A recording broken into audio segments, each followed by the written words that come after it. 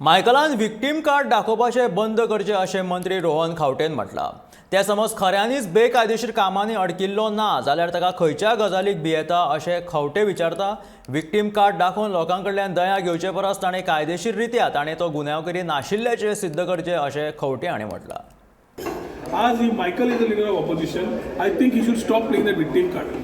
He has to take up the issues which are of the state, which are of law, and if he has nothing to hide and everything is legal, then what is the question of he getting scared or talking about? Every court is available to get justice to him, everything is available. If the DCP minister is acting today, he is acting on illegalities which has been noticed. पूण ते परत ते victim card खेळून लोकांकडे sympathy घेवच्या पेक्षा म्हाका दिसता legal form आसा जाल्यार लीगल फ्रेमान येवन ताणें has to clear his things and finish off every day headlines instead of talking about governance instead of talking about things we are talking about these soft stories of Michael Lobo आनी talking about issues of Vishwajit Rane. I think Vishwajit as a minister acted on the illegalities. Michael has to come out of it and say हातून illegality काय ना. आणि हाज्या खातीर daily जे चल्लां म्हाका दिसता we have much more things to do as far as Goa is concern.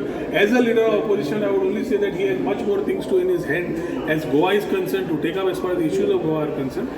And regarding this, I would only say as a colleague MLA, he must be having issues on his business front or he must be having issues. पण ज्याने धंदे legal आसा, paperwork सारखे आसा, काय भिवपाची